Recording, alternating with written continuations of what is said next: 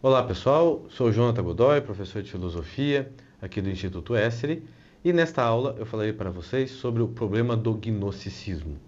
Então vou dar uma visão geral do que é o gnosticismo, por que ele é um problema, por que ele é racional e como lidar com isso. Então, primeiramente, o que nós entendemos por gnosticismo? Já deixa eu fazer um esclarecimento aqui, porque a palavra gnose em grego significa conhecimento.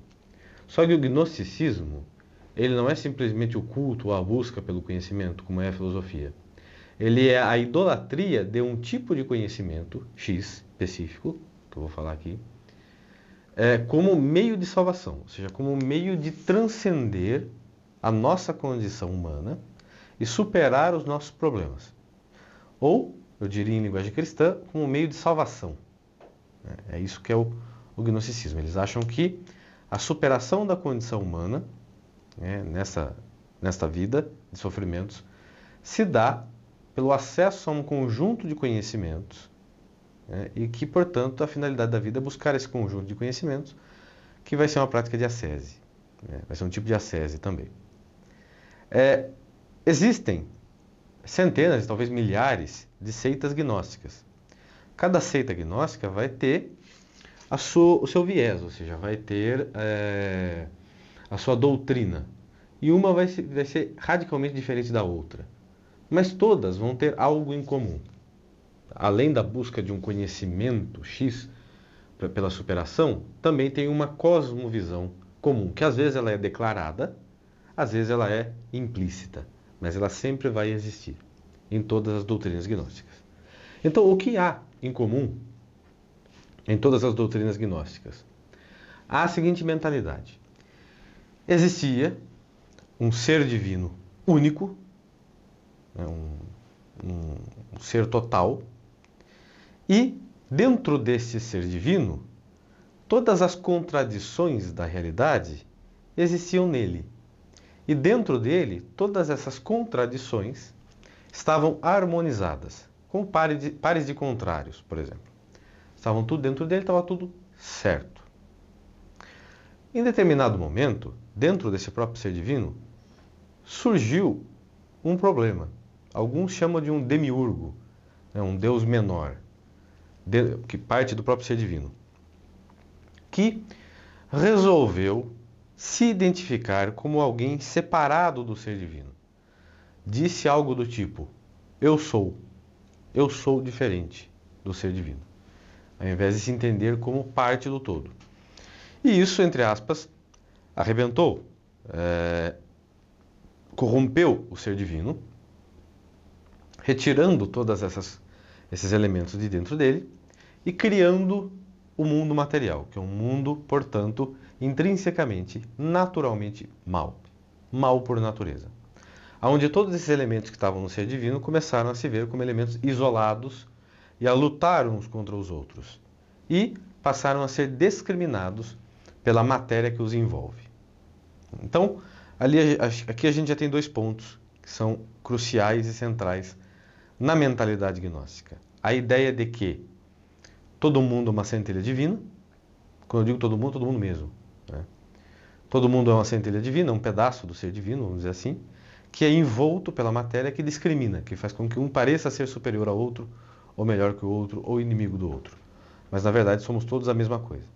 E cria, inclusive, a própria ilusão da individualidade. Cria a noção de que nós somos, por exemplo, que eu sou um ser, um ente individual, diferente de você que está assistindo. Porque na mentalidade deles, todos nós somos a mesma coisa. Então, portanto, o sentido da vida, a meta da vida é, primeiro, tomar consciência disto e iniciar um processo que aí sim vai variar de doutrina para doutrina. Alguns incluem técnicas ascéticas, outros incluem apenas estudo, a busca de conhecimento, mas em todos os casos você vai buscar, através de um melhoramento pessoal, digamos assim, uma forma de transcender essa condição para nos dissolvermos novamente no todo. Primeiro, enxergar que tudo isso aqui é ilusório, enxergar que tudo isso aqui é um problema, enxergar que a matéria é naturalmente má e que ela precisa ser superada de uma forma ou de outra. Isso é o centro. da mentalidade gnóstica. Então, portanto, o gnosticismo, às vezes, ele é espiritualista, como, por exemplo, no caso dos cátaros, na França. Por quê? Porque se o problema é a matéria, então vamos parar de propagar matéria, porque a matéria causa sofrimento. A matéria, ela é intrinsecamente má. Então, se eu reproduzo, por exemplo, eu espalho mais matéria, eu causo mais sofrimento. Se eu como, eu causo mais sofrimento. Então, portanto, tudo que é provindo da matéria é mal. Então, eles morriam de fome, faziam jejum até definharem, praticavam aborto, praticavam tudo que tudo que é possível para evitar a continuação da existência da matéria. Porque eles veem a matéria como uma corrupção, portanto, do ser divino. Ou seja, o ideal é nós vivermos fora da condição material. Alguns até acreditam na existência do eu, mas todos vão, ou seja, na permanência do eu após a morte, na alma, mas ela só permaneceria em espírito, ou seja, fugindo da matéria. Todos vão concordar que a matéria é má.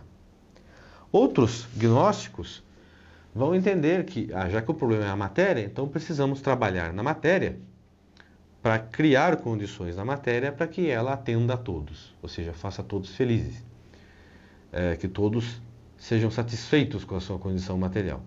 Isso inspirou, por exemplo, o positivismo e o marxismo, que buscam na matéria igualar todo mundo na matéria para que a matéria faça jus ao que nós somos, que somos todos iguais, somos todos a mesma coisa.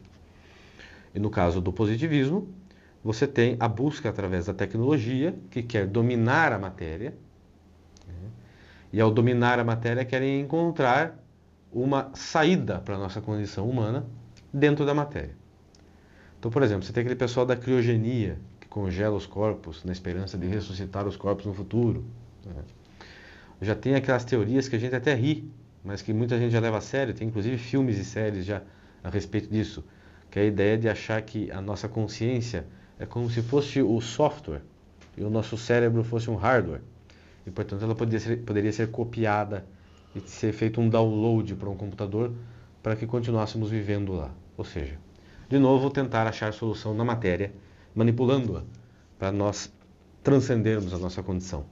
Ou como, dentro das teorias marxistas, que tentam encontrar na política, que são teorias hegelianas também, que tentam encontrar na política uma forma de encontrar um sistema de governo que faça todos felizes, que acabe com todos os problemas, por meio da política, da organização humana.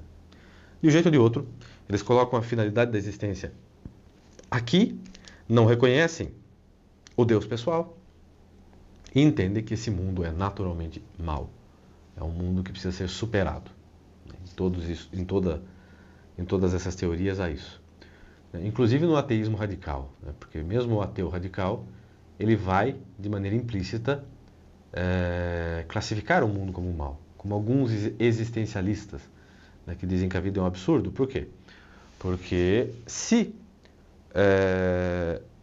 a consciência humana fosse, como dizem esses ateus, um acidente evolutivo, então naturalmente a vida seria má. O corpo seria mau. Por quê? Porque eu tenho consciência o quê? Só para sofrer e depois morrer? Então você está classificando, ainda que você rejeite a noção de bem e mal, falando que isso é uma criação humana, você está dizendo que a realidade é má. Por quê? Porque ela só causa sofrimento, ela é um erro, ela é um acidente. Então, de um jeito ou de outro, você cai dentro da mentalidade gnóstica na inevitável conclusão de que o mundo material e esta vida que nós estamos são maus. Então, o mundo é mau, a vida é má. Isso é uma constatação. Agora, vamos analisar isso racionalmente, inclusive com os filósofos antigos, mais especificamente Platão e Aristóteles. Antes de Platão, eu vou fazer o inverso. Eu vou falar primeiro de Aristóteles, de um elemento que ele descreve. Platão já usava, mas é Aristóteles que decodifica e apresenta, descreve. Que são os princípios lógicos. Os princípios lógicos, eles regem todo o raciocínio. Todo e qualquer conhecimento humano, todo e qualquer pensamento. Então, os primeiros princípios, eles são os seguintes. Uma coisa não pode ser outra no mesmo sentido e ao mesmo tempo. Então, por exemplo, eu não posso dizer que esta caneta ela é um copo. Ou é uma caneta, ou é um copo. Não pode ser duas coisas distintas no mesmo sentido e ao mesmo tempo. Eu posso falar que isso aqui é uma caneta e é azul. Aí eu estou falando em dois sentidos. Caneta se refere a essa substância e azul se refere a uma cor desta substância, a cor azul. Então são duas coisas. Agora, no mesmo sentido, quando eu falo caneta, eu me refiro ao todo aqui, à substância. Eu não posso dizer que ela é uma outra substância ao mesmo tempo. Que ela é uma... Estou falando aqui, gente, estou falando que substância em sentido aristotélico, filosófico, tá? Não no sentido químico. Ok? Bom, vale lembrar. Então, eu não posso falar que uma folha de papel é ao mesmo tempo uma folha de alumínio. Ou é alumínio ou é papel. Inclusive, daí decorrem os outros princípios, como o de não contradição. Eu não posso falar... Se eu afirmo algo, ou aquilo é verdadeiro ou é falso. Se eu afirmo que isso aqui é uma caneta, ou é caneta ou não é caneta. Não tem uma terceira opção, que aí é o chamado princípio terceiro excluído. Ou é verdadeiro ou é falso, tertium non datur, ou seja, não há terceira opção. Percebam que eu utilizo esses princípios para tudo e eles são invioláveis. Por quê? Porque para qualquer coisa que eu pense, eu vou estar utilizando-os. Tentar refutá-los já é afirmá-los. Porque, por exemplo, se eu falar assim, eu não concordo ou eu não acredito com o princípio de identidade. Eu estou utilizando, por quê? Porque eu estou diferenciando eu de não, de concordar, de princípio. Eu estou utilizando o princípio na prática. Eu estou utilizando os princípios. Então não dá para eu falar nada sem utilizar esses princípios. Esses princípios nós conhecemos de maneira imediata da realidade. Nós abstraímos da realidade desde que nascemos. E como eu falei, eles estão por detrás de todo e qualquer raciocínio. Não dá para construir nenhum raciocínio sem eles. Tá? Quando eu descubro algo, quando eu vejo algo, eu estou utilizando. Se eu olho para a rua e vejo um gato, eu estou utilizando o princípio, para eu entender que aquilo é um gato.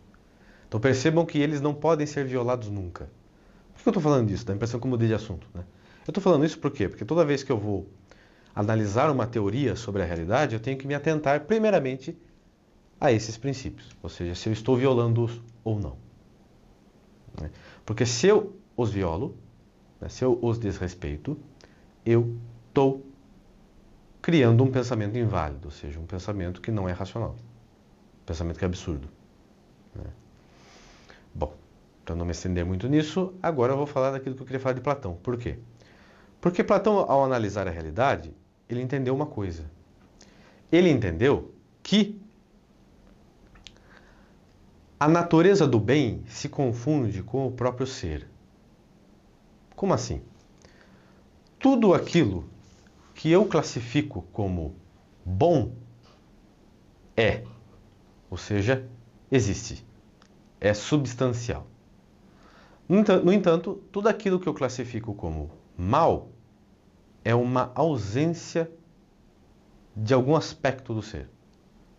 Então, assim, a doença é a ausência de saúde e não o contrário. E a doença é má. Então, que nem a aula que eu dei aqui sobre o problema do mal, eu já expliquei isso lá. Estou só retomando. Então, o problema do mal, ele se resolve de maneira relativamente simples, ou seja, o mal substancial não existe. Ele é uma ausência de bem, assim como a escuridão é a ausência de luz. A palavra escuro indica uma ausência e não uma substância. Então, não há substância alguma que seja em si mesma má. Nada é em si mesmo mal. As coisas são bens ou maus em relação às outras quando estão desordenadas. Assim como tudo que é em nós é em si mesmo bom. Só é mal quando é mal utilizado, ou seja, quando é desordenado. Aos desordenamentos nós chamamos mal. Para entender melhor o que é o mal, eu recomendo que vocês vejam aqui no canal a aula sobre o problema do mal, que lá está explicadinho isso. Não vou me alongar nisso. Mas para dizer o seguinte, então Platão deixa claro que o bem, ele se identifica com o ser, e que, portanto, nada que é substancial pode ser em si mesmo mal. Por que eu estou dizendo isso? Por quê? Porque os gnósticos dizem que a matéria, ela é em si mesma má. E que esta vida é má.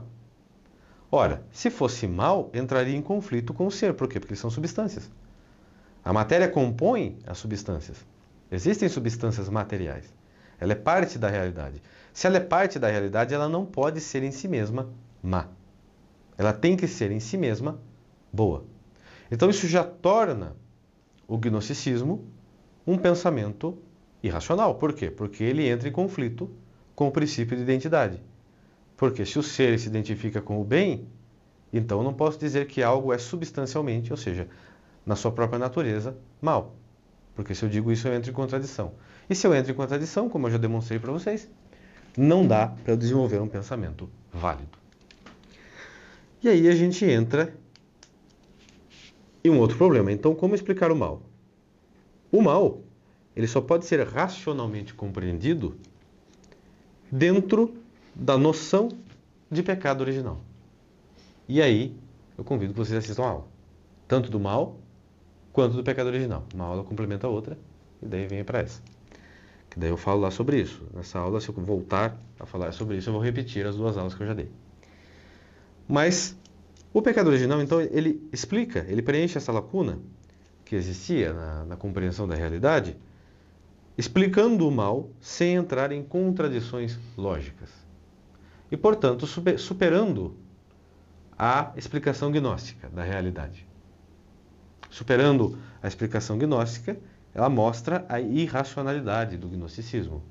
E mostra que os males devem ser suportados em vista de um bem maior, né? E que não será nesta vida, porque já não é, inclusive, da natureza das coisas que... não é, inclusive, da natureza humana que a finalidade da existência humana esteja aqui nesse mundo material e nesta vida limitada. Inclusive, pela própria natureza da razão e da vontade. Por quê? Porque elas tendem ao infinito. Uma vez que o infinito não é acessível aqui nesta vida, e o ser infinito é só um, é o ato puro, é o ser em si, que nós chamamos Deus, então só na contemplação de Deus é que encontramos a finalidade da nossa existência, que é aquilo que satisfaz o nosso intelecto e a nossa vontade. Ou seja, o nosso intelecto sempre busca o infinito, porque ele busca sempre conhecer mais. E a nossa vontade também. Não se satisfaz com nada que é criado, nem com a soma de todas as coisas finitas. Só o ser infinito pode, portanto, nos satisfazer. Ou seja, aparentemente o problema está resolvido. Agora, a gente precisa refletir no seguinte: por que o gnosticismo é tão convincente? Ele é convincente porque existe um fundo de verdade nele. Qual que é o fundo de verdade? O problema da nossa condição atual. Ou seja, nenhum ser humano está satisfeito com a vida. O primeiro conflito que nós temos é com o nosso próprio corpo. Ainda que eu não tenha deficiência alguma ou doença alguma, eu estou confinado a um corpo que, além de ser limitado nas suas possibilidades, eu não posso voar, eu não posso viajar na velocidade da luz, eu não posso fazer muita coisa. Eu estou submisso à gravidade, né, que me mantém aqui no chão. Então, além disso, eu estou num corpo que envelhece, está envelhecendo e vai morrer. E eu quero viver para sempre. Todo ser humano quer, pela própria natureza do intelecto e da vontade, como eu disse, que tendem ao infinito. Infinito não só na intensidade, mas também na duração. Senão também não seria satisfatório. Agora, esse problema, como eu falei, ele faz com que quando você ouça a hipótese gnóstica de que a matéria é má, esta vida é um erro, e está tudo errado mesmo, faz com que a pessoa, naturalmente, ela concorde com essa ideia. Por quê? Porque ela pensa assim, eu estou experienciando o sofrimento. Né? Chegou alguém e disse o seguinte, não, tudo que existe é bom. Mas esse mundo é uma porcaria, tem um monte de problema, tem um monte de doença, eu estou num corpo que vai morrer. O outro que falou que a matéria é naturalmente má parece mais lógico, por incrível que pareça.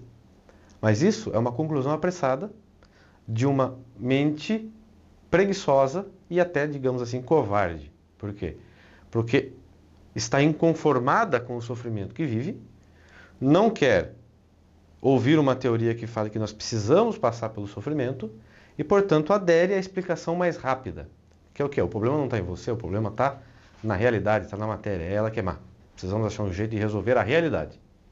Então isso aí é mais fácil de você aderir. Eles pegam o problema real, que é o problema do conflito do homem com o corpo, com a vida, com a sociedade e com o mundo, e dizem que o problema está no corpo, está na vida, está na sociedade, está no mundo. Então aí que está o fundo de verdade que eles utilizam para convencer. E como eu falei, é mais fácil você se convencer disso do que você buscar a explicação mais complexa que passa por Platão, Aristóteles, a revelação cristã e tudo aquilo que eu falei aqui, né? Que eu dei em resumo, óbvio. É muito mais a ser dito, mas em resumo é isso. Mas acontece o seguinte, uma análise racional atenta, como eu falei, mostra a irracionalidade dessa solução e a racionalidade da outra. Por quê? Porque este problema, ele existe, do homem com o corpo, do homem com o mundo. Mas ele é causado pelo pecado original, por esse desordenamento que ocorreu em nós. E não pela natureza da matéria em si. Não é a matéria que é má em si mesma. Não é o mundo que é mau em si mesmo, o mundo natural. Não é a vida que é má em si mesma. Ela está numa situação ruim por causa de uma deturpação que houve na nossa natureza em função do pecado original. E essa deturpação, esse problema só pode ser resolvido por Deus mediante a nossa colaboração, que consiste em suportar os sofrimentos desta vida, né, e todos esses conflitos que nós temos, sem nos revoltarmos contra a realidade e fazendo apenas o bem, amando o bem acima de todas as coisas, amando o bem maior. De novo, vide a aula do problema do mal, ou seja, optando pelo bem maior e nunca optando pelo bem menor em detrimento deste bem maior. Né? Então, eu gravei essa aula porque o problema do gnosticismo é sério. Ele é um dos problemas mais hegemônicos, digamos assim, na modernidade hoje, no mundo em que vivemos. Porque as pessoas, como ninguém está contente consigo mesmo, eles começam a querer mudar o mundo, querer mudar a matéria, querer mudar a si mesmo, achando que isso vai trazer a felicidade, achando que isso vai resolver os problemas. Né? E você vê que toda essa revolta contra a realidade vai gerando cada vez mais problemas, vai criando cada vez mais um inferno na Terra. Né? Porque vai dando muito poder ao Estado, que vai nos oprimindo, vai incutindo ideias absurdas de que você pode mudar até sua própria identidade, até como ser humano. Né? Vai incutindo ideias de que, como eu falei, a realidade mesma está errada e precisa ser reformada. Reformada por quem? Por nós mesmos, né? Como se nós fôssemos deuses.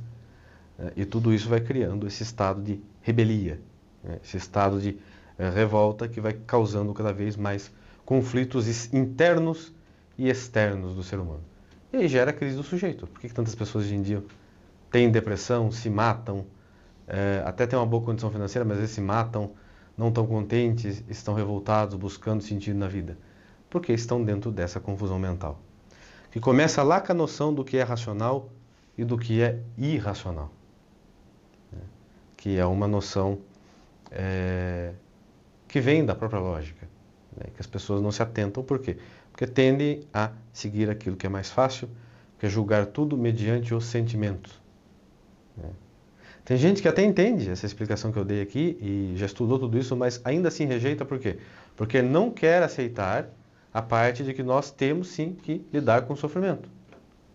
Temos que conviver com ele e superá-lo. A pessoa simplesmente age como uma criança que quer se revoltar e não aceita o sofrimento. Né? E aí continua com raiva da realidade, que é, indiretamente ou diretamente, em muitos casos, raiva de Deus. Porque é Ele que cria a realidade, que quer o nosso bem maior, mas que muitas vezes as pessoas não querem o bem maior. Por quê? Porque, como eu falei, quer tudo pronto e quer a superação dos seus problemas dentro da matéria e dentro dessa vida aqui, sem passar pelo sofrimento, sem arcar com as consequências, né? Achando que tudo deve ser resolvido de maneira fácil, que é uma grande infantilidade também. É característica da personalidade infantil duas coisas. Primeiro, a irracionalidade, ou seja, você agir só pela emoção ou pensando no próprio ego e não buscar uma análise racional das coisas, não ser capaz de identificar o que é contraditório, o que não é, o que é racional, o que não é. E a fuga total do sofrimento. Não querer aceitar o sofrimento e achar que você tem o direito de não sofrer e achar que há um problema com a realidade porque você está sofrendo. E que você é uma vítima total e merecedora de direitos. Tudo isso é parte da mentalidade revolucionária, que é uma mentalidade infantil. E que é uma das muitas formas que o gnosticismo assumiu ao longo da história. E todas essas ideias loucas aí, que buscam a superação do ser humano dentro da própria matéria, ou dentro da própria tecnologia, ou dentro da política, que é tudo aqui na imanência, é tudo uma mentalidade revolucionária e fruto de uma mentalidade extremamente infantil e revoltada. Bom, então é isso, gente. Eu recomendo que vocês continuem os estudos, né? Porque isso aqui, lógico que é uma introdução, é preciso uma compreensão mais ampla de tudo isso, até para não só para entender a totalidade do problema, mas para buscar soluções racionais para os nossos problemas individuais, que existe dentro de todos nós, porque essa revolta gnóstica existe em maior ou menor grau dentro de todos nós, e nós precisamos controlá-la, né? Controlá-la conhecendo a verdade e domesticando os nossos impulsos, como os filósofos clássicos e a igreja sempre disse ao longo da história. Tá bom, pessoal? Um abraço a todos, até a nossa próxima aula. E quem gostou, eu peço que deixe aqui o seu like, compartilhe o seu vídeo com outras pessoas, comente, que isso aqui ajuda muito o nosso canal e a divulgação do nosso trabalho e do conhecimento. Um abraço.